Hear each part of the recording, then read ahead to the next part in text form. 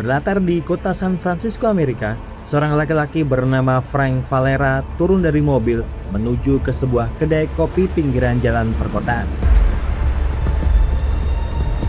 Dia lalu duduk dan hanya terdiam meskipun ada seorang pelayan wanita mendekati untuk menawarinya minum serta makan. Frank membisu, menatap tajam dalam keheningan untuk mencari sebuah suara yang dia cari.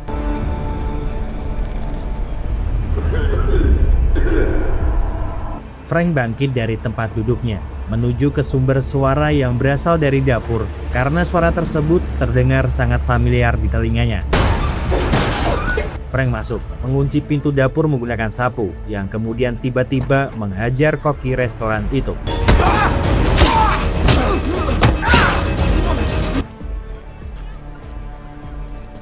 Yang dilakukan Frank itu sangatlah gila, akan tetapi semua itu berawal ketika 1 tahun yang lalu semua ini dimulai.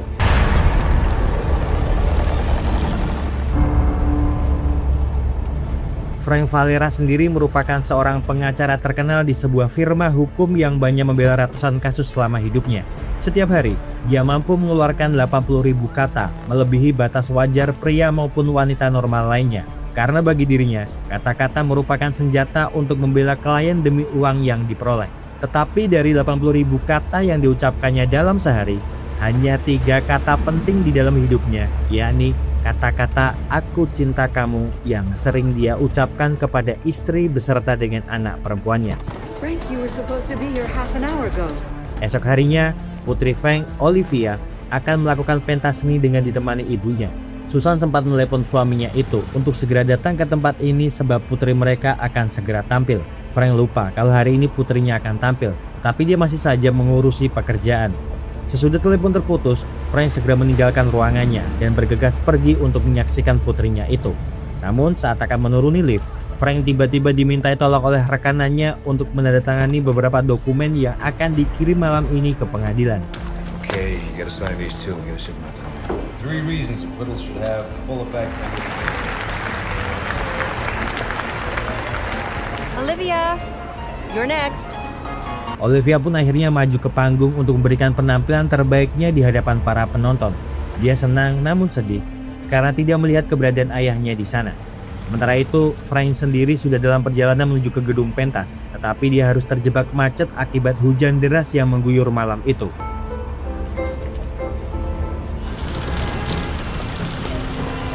Penampilan Olivia berhasil membuat semua penonton bertepuk tangan meriah.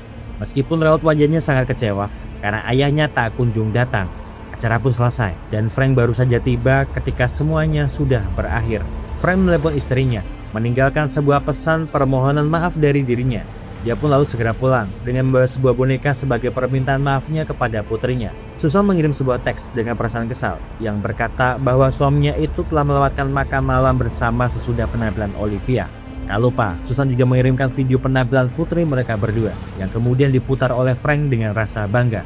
Tak terasa hari semakin malam dan hujan semakin deras, tetapi Susan dan Olivia belum kembali ke rumah. Frank khawatir dan mencoba menelepon Susan kembali, namun tidak ada jawaban. Frank terus menunggu hingga tengah malam, sampai 2 orang polisi datang ke rumah Frank untuk memberikan kabar bahwa Susan dan Olivia ditemukan tewas.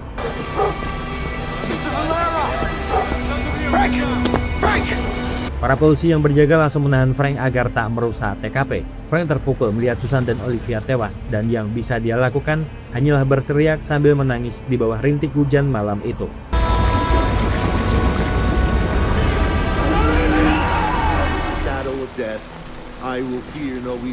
Hujan pun masih mengguyur pagi hari itu dikala Olivia dan Susan dikebumikan.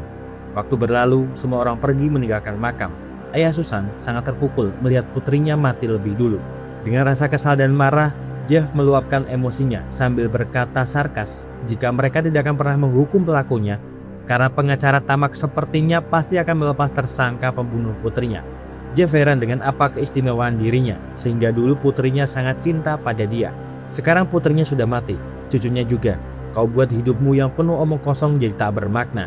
Hidupmu hanya membebaskan penjahat dan mulai sekarang jangan pernah muncul di hadapannya ataupun berbicara dengan dirinya.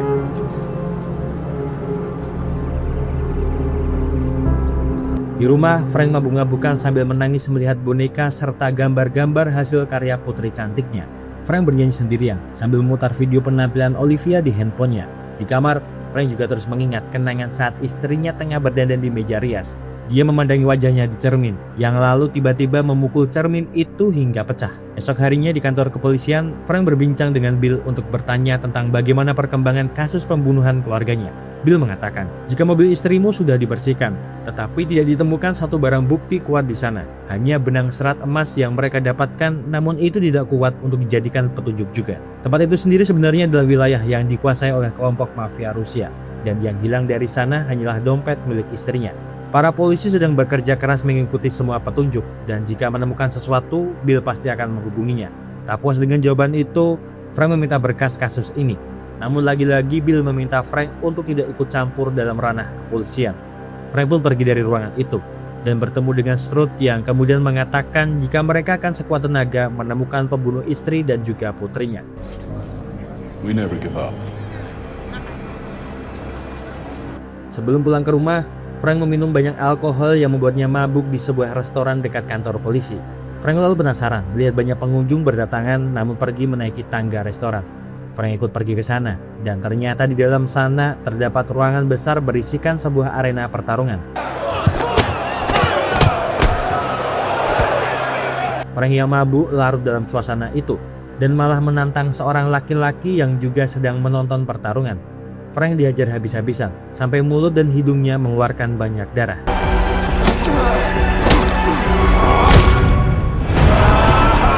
Karena kejadian itu, Frank merasa menemukan hidup yang baru.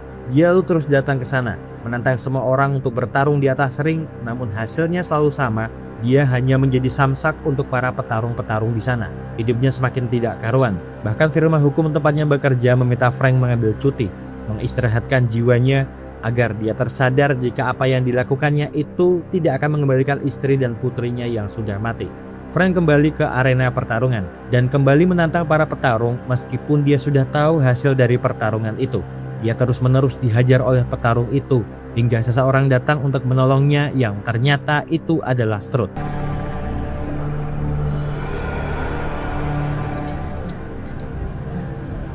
Strode mengajaknya minum bersama sambil membicarakan kasus pembunuhan keluarganya yang dinyatakan pasif karena kurangnya bukti. Frank marah mendengar itu dan berkata jika dia tidak percaya lagi kepada pihak kepolisian. Strode berusaha membantu Frank dengan akan berbicara dengan detektif Bill. Namun sayangnya, Frank sudah tidak mempercayai orang-orang sebangsa mereka. Malam harinya saat berjalan pulang, Frank dihampiri oleh seorang gadis berusia 13 tahun yang mengajaknya berkencan di depan toko buku. Frank menasehati gadis itu, namun seorang germu mendatangi gadis itu berniat membawanya dari sana. Frank berusaha menghentikannya, tetapi dia lalu menyerang dengan pisau lipatnya.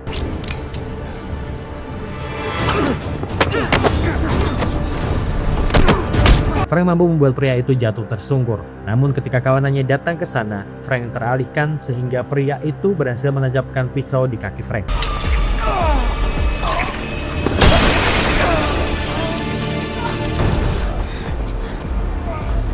Frank berusaha bangkit sambil membawa sebuah buku untuk menghentikan pendarahan di kakinya.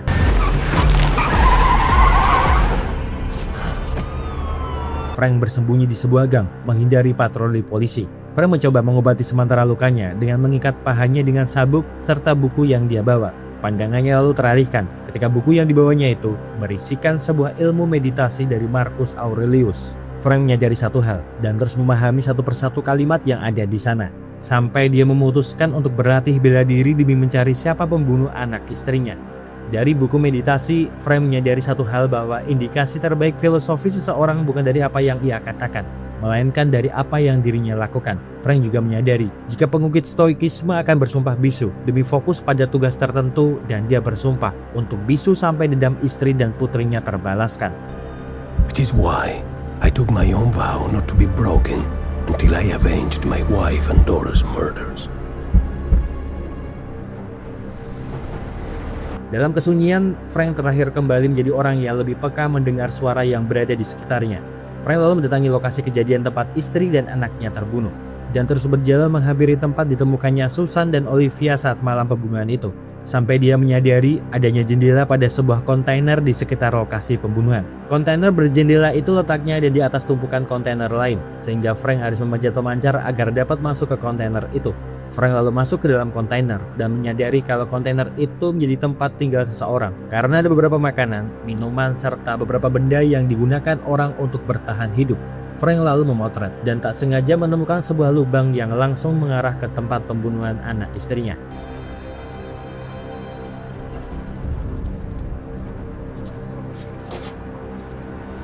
Saat kembali ke mobil, Frank mendapati 4 preman bersama seekor anjing ingin mencuri mobilnya.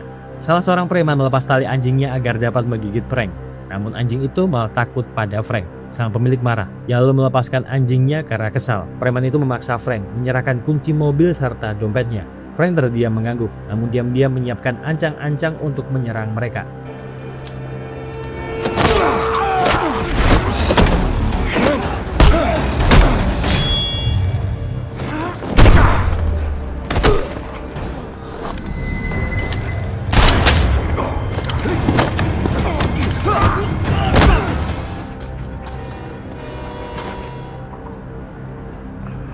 Dalam kondisi setengah sadar, Frank melihat anjing mereka yang malah membantunya mengusir preman-preman itu. Dan sebelum kehilangan kesadaran, Frank sempat melihat seorang wanita turun dari mobil untuk menolong dirinya.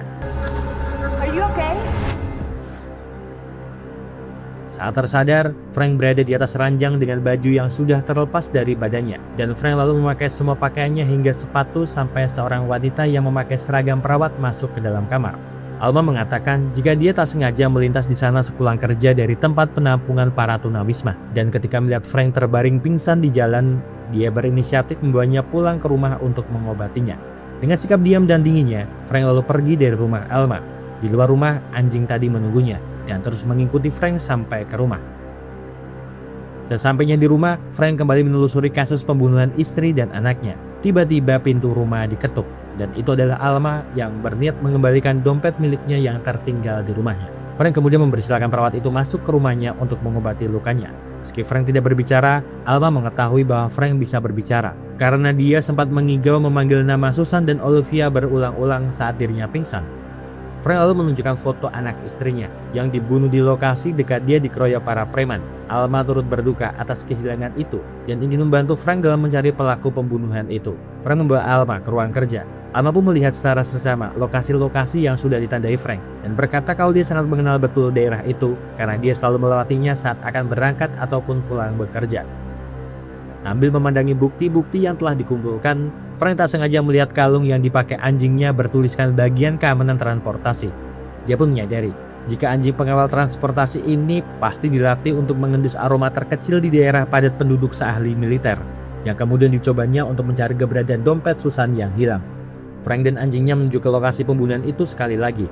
Frank melepaskan anjingnya, membiarkan si anjing mencari keberadaan dompet Susan. Tak lama, anjing itu pun menemukan keberadaan dompet tersebut, yang lokasinya tak jauh dari kontainer yang dia selidiki kemarin.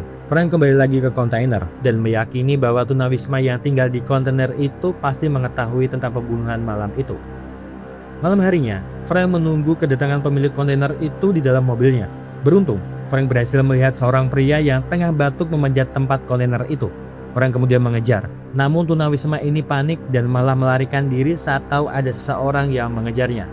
Frank mencoba mengejar orang itu, namun karena sang tunawisma lebih paham dengan lokasi di sana, Frank pun kehilangan jejaknya. Frank kemudian menghampiri rumah Alma untuk meminta bantuan, tetapi karena masih bekerja, Frank memutuskan untuk menyusulnya ke rumah sakit. Di rumah sakit, Alma diancam oleh 3 orang preman yang meminta obat padanya. Alma sebenarnya enggan memberikan apapun kepada mereka lagi. Namun karena dia terus diancam, Alma pun hanya bisa mengangguk. Frank datang, namun tidak melihat kejadian itu, dan Alma tahu maksud tujuan Frank menemuinya. Sampainya di lokasi, Alma menjelaskan bahwa tunawisma yang tinggal di situ adalah seorang koki bernama Shivers. Alma tidak tahu bagaimana wajahnya, karena para tunawisma lainnya sering membicarakannya. Informasi ini sangatlah berharga, dan setelahnya, Frank mengantar Alma pulang ke rumahnya.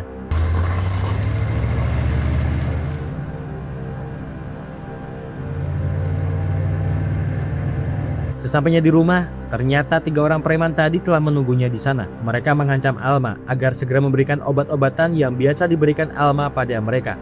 Namun belum juga Alma memberikan respon apapun, Frank kembali ke sana untuk menolong dirinya. Para preman ketakutan dan segera pergi dari sana. Alma menjelaskan kepada Frank bahwa preman itu sudah sering meminta berbagai macam obat rumah sakit, tetapi disalahgunakan oleh mereka sehingga membuat Alma merasa bersalah dan meminta mereka untuk berhenti. Tetapi apesnya mereka malah terus meminta dan mengancam Alma jika tidak memberikannya. Merasa rumah Alma gak aman, Frank membawa Alma untuk tinggal di rumahnya. Alma masih kepikiran tentang hal tadi, dan Frank yang melihat itu berusaha menenangkan Alma dalam pelukan. Pagi menjelang Frank terbangun dari tidurnya. Dia pun lalu dibuat agak terkejut sekaligus senang melihat seorang wanita repot-repot di dapur membuatkan sarapan untuk dirinya. Mereka kemudian menyantap makanan bersama dan Alma berkata bahwa Shivers yang Frank incar itu memiliki suara batuk khas yang mudah diingat dan dikenali oleh orang lain. Scene pun kembali tersambung ke awal film, di mana Shivers tengah dihajar oleh Frank. Frank lalu menunjukkan foto Susan dan Olivia. Shivers melihat sesama foto itu dan mengatakan jika dia menyaksikan kejadian malam itu dan itu adalah perbuatan polisi. Shivers menambahkan jika polisi tersebut memakai kendaraan dan juga seragam lengkap kepolisian. Polisi itu lalu membawa Susan dan Olivia ke gudang untuk dibunuh. Dirinya hanya bisa melihat, tidak bisa berbuat apa-apa karena dia nggak mau berurusan dengan polisi. Yang dia incar hanyalah dompet Susan di dalam mobil. Dia mengambil uang, yang kemudian membuang dompetnya itu ke tempat sampah sekitar rumahnya. Frank puas mendengar informasi itu, yang kemudian kabur melalui pintu belakang restoran tempat Shivers bekerja. Frank bergegas menuju ke kantor polisi. Di saat keadaan kantor sedang riuh ramai karena ulah penjahat yang mereka tangkap, Frank lalu memanfaatkan kesempatan ini untuk menyelinap masuk ke ruangan Bill guna mengetahui siapa petugas polisi yang berjaga di malam pembunuhan itu. Yang terkejutnya dirinya ketika mengetahui kalau petugas polisi yang berjaga di daerah sana adalah Strode. Hari demi hari, malam demi malam, Frank terus mengikuti Strode dari awal bekerja, berolahraga hingga bertarung di atas ring. I kept watching, night after night.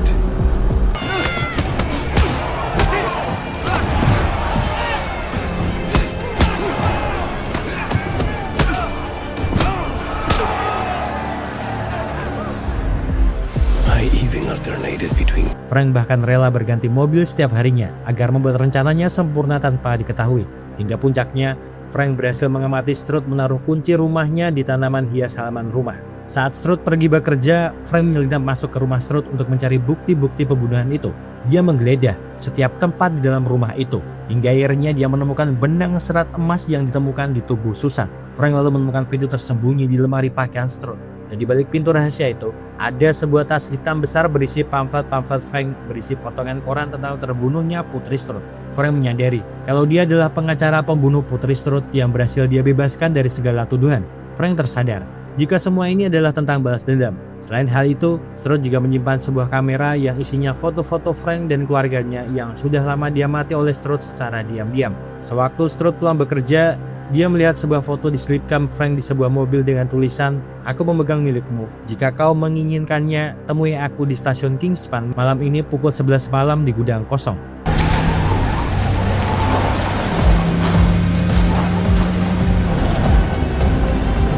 Malam harinya, Strode menemui Frank menggunakan seragam dan mobil polisinya. Strode menyiapkan senjatanya. Dia lalu keluar bersamaan dengan Frank yang juga keluar dari mobil.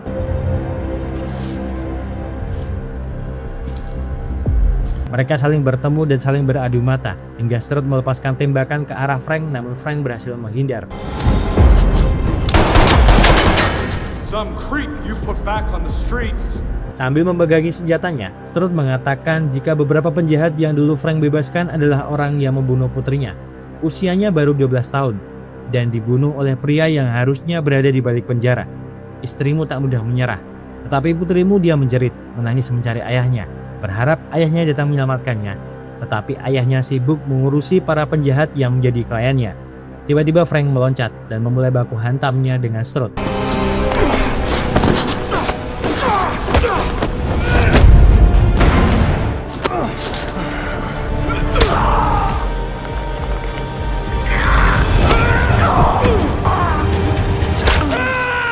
Berkat pelatihan kerasnya selama berbulan-bulan belakangan ini, Frank berhasil mengalahkan Strode meskipun susah payah. Frank ingin sekali membunuhnya, namun jika dia melakukannya, dirinya akan sama saja dengan Strode, karena dia percaya bahwa balasan terbaik itu adalah dengan tidak menjadi orang yang sama dengan musuhnya. Strode berhasil dihukum atas semua tindakannya itu, menjadi tersangka utama pembunuhan Susan dan Olivia. Bill juga mengatakan pada awak media bahwa bukti yang memberatkan Strode sangat banyak, sehingga kepolisian merasa senang atas tuntutan hukum yang diberikan oleh pengadilan. Frank yang menyaksikan di TV rumahnya bersama Alma serta anjingnya, kemudian berkata bahwa keadilan telah ditegakkan. Dan sebelum film berakhir, Frank dan Alma mengunjungi makam Susan dan Olivia. Frank berkata bahwa dia sudah berusaha membalas kematian mereka, meski dia tahu itu nggak akan membuat Susan dan Olivia hidup kembali. Dia juga mengungkapkan segala penyesalannya yang datang terlambat malam itu, dan mengatakan bahwa selamanya dia akan tetap mencintai mereka berdua. Terima kasih seluruh sudah menonton rekaman film yang Mas Ahko persembahkan untuk kalian semuanya. Semoga terhibur. See you!